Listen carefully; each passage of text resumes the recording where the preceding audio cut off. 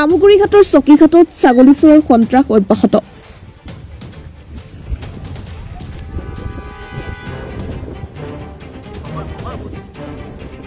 ৰাইজে হাতলুতে ধৰা ছাগলী চোৰ আবুবকৰ সিদ্দিকৰ পলাই। ছাগলী চোৰৰ স্কুটি শব্দ জামুগুৰি আৰক্ষীৰ।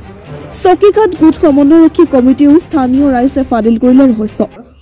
মই শ্ৰী গৌতম লাহন আৰু বুলু আহমেদ আমি দুজন এই চকীঘাট সমন্বয়ৰক্ষী, যিসমূহ আমাৰ 52টা গোটত চৰকাৰে খেতি কৰিবৰ কাৰণে বা স্বাৱলম্বিতা হোৱাৰ কাৰণে যি গোটত মাটি এলট কৰিছিলে, তাৰ এই গোটেই সমিতিখনৰ আমাৰ দুজনক সভাপতি আৰু সম্পাদক হিচাপে ইয়াত দায়িত্ব দিছিলে।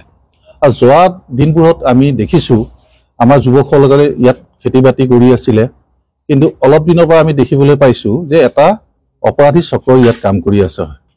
বিশেষকৈ আমাৰ খেতি পথাৰবিলাক অনিষ্ট কৰিছে, লগতে গোটৰ বিশেষকৈ মৌ ফাৰ্মৰে প্ৰায় 5টা গৰু চুৰ কৰিলে, তাৰপিছত 4টা মস্ত খাহী ছাগলী চুৰ কৰিলে, তাৰ উপৰি মটৰ চটৰ এইবিলাকতো চুৰ কৰিছেই।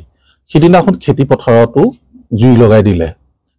এই অপৰাধী চক্ৰ এটাই কাম কৰি আছে। লগতে এই অঞ্চলত বিশেষকৈ গৰু ছাগলীৰ পৰা মানে বহুত ৰাইজ মানে নিৰ্ধাৰণ কৰিছে, ৰাইজৰ নিৰ্ধাৰণ কৰিছে। ইতিমধ্যে আমি গম পাইছোঁ যে ইয়াত কেইবাটাও আগতে আমাৰ ইয়াত স্থানীয় যিসকল যুৱক আছে তেওঁলোকে চোৰ ধৰি পেলাই আৰক্ষীক গতাই দিয়া উদাহৰণ আছে। যোৱাকালিও এটা তেনেকুৱা একেই ঘটনা ইয়াত সংঘটিত হৈছে।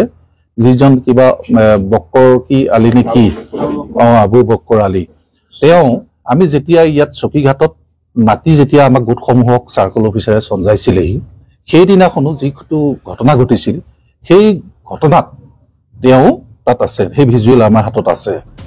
জামুগুৰিঘাটৰ চকীঘাট এলেকাত দীৰ্ঘদিন ধৰি অব্যাহত থকা ছাগলী চোৰৰ সন্ত্ৰাসত অতিষ্ঠ হৈ পৰিছে গয়া ৰাইজ।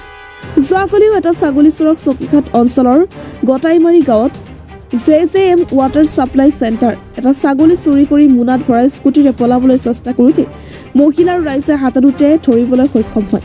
কিন্তু চোৰৰ দলটোৰ মূল অভিযুক্ত ভৰলী চাপৰি গাঁৱৰ আবুবকৰ সিদ্দিকে স্কুটিখন পেলাই থৈ সংগীসকলৰ সৈতে পলায়ন কৰে। এই সন্দৰ্ভত ৰাইজে জামুগুৰি আৰক্ষী থানাত দাখিল কৰা এজাহাৰৰ ভিত্তিত আৰক্ষী দল ঘটনাস্থলীত উপস্থিত হৈ তদন্ত কৰাৰ লগতে পৰিত্যক্ত অৱস্থাত থকা AS12 AL6456 নম্বৰৰ স্কুটিখন জব্দ কৰি থানালৈ নিয়ে। ইফালে পলায়ন কৰা ছাগলী চোৰ আবুবকৰ সিদ্দিকে গৈ বৰঘাট আৰক্ষী চকীত এখন এজাহাৰ দাখিল কৰি গটাইমাৰী গাঁৱৰ সৰ্ববয়সী যুৱ সমাজকৰ্মী মুজাহিদ আলমৰ বিৰুদ্ধে ভুৱা অভিযোগ দাখিল কৰি তেওঁক শাৰীৰিক প্ৰহাৰ কৰি গুৰুতৰভাৱে আহত কৰাৰ কথাহে উল্লেখ কৰে।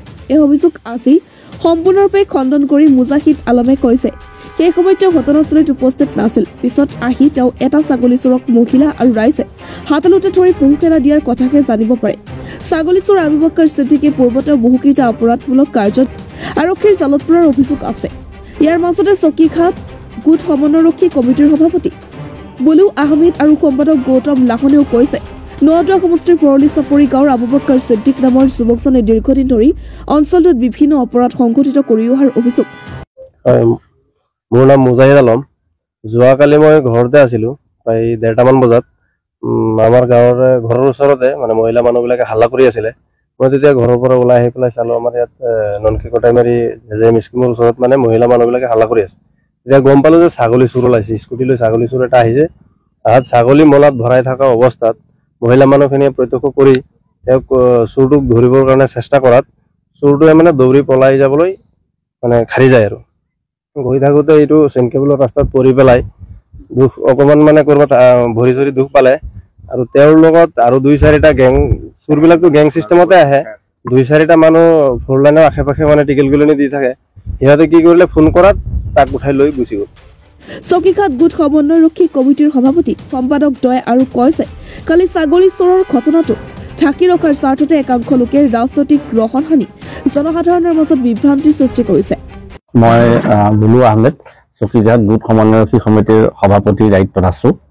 যে ইয়াত যিখিনি থলুৱা যুৱক যুৱতীক চৰকাৰে 52টাকৈ গোটেই 520জন যুৱকক এই খেতিৰ কাৰণে মাটি ইয়াত আবণ্টন দিছিলে, খেতি বাতিত সকলোৱে নিয়োজিত হৈ আছে। কিন্তু বিগত সময়ছোৱাত আমি এটা সমস্যাৰ সন্মুখীন হৈ আহিছোঁ যে এক পৰিকল্পিত ষড়যন্ত্ৰৰে এটা দুষ্ট চক্ৰই সদায় ইয়াত থকা যিখিনি যুৱক যুৱতীয়ে কাম কৰি থাকে তেওঁলোকৰ খেতিত বিভিন্ন প্ৰকাৰে ব্যাঘাত জন্মাই আহিছে। ইয়াত থকা গৰু ছাগলী এইবিলাক চুৰ কৰি নিয়ে, ইয়াৰ স্থানীয় ৰাইজৰ গৰু ছাগলী চুৰ কৰি নিয়ে। প্ৰশাসনে এনেকুৱা চুৰ খেদি যেতিয়া গৈছিলে কলিয়াভোমোৰা দলঙৰ পৰা সেই সুৰেজ নদীত জাপ মাৰি পলায়ন কৰা উদাহৰণো শোণিতপুৰ জিলা প্ৰশাসনৰ হাতত আছে সৌ সিদিনাৰ ঘটনা যে মোৰ সতীৰ্থ গৌতম লাহনৰে খেতি জুই লগাই দিয়া পৰ্যন্ত ইয়াত উদাহৰণ হৈছে এইটো আজি 1 মাহৰ আগৰ কথা গতিকে এনেধৰণৰ ঘটনা ইয়াত স্বাভাৱিকভাৱে ঘটি আছে কিন্তু এই যিটো লবি এটা পৰিকল্পিতভাৱে যি ষড়যন্ত্ৰ চলাই থকা লবি ইয়াত আছে নাতি দূৰতে অৱস্থিত দুই এটা বিশেষ পৰিয়াল আমি যোৱাকালি ঘটনাৰ পিছত দেখিছো যে তেওঁলোকে এই গোটেই ঘটনাটো ৰাজনৈতিক ৰং সানিব বিচাৰিছে এটা দিনৰ পোহৰৰ দৰে সত্য ঘটনাটো চুৰি হৈছে মানুহে হুলস্থুল কৰিছে চুৰ পলাইছে তেওঁলোকৰ লগত হোৱা সংগীয়ে বাইক লৈ পলাই গৈছে আৰক্ষী আহি পেলাই তেওঁ এৰি থৈ যোৱা স্কুটিখন উদ্ধাৰ কৰিছে তাৰ পিছত এইটো ৰাজনৈতিক ৰং সানিবলৈ বিচাৰিছে news desk report the north east times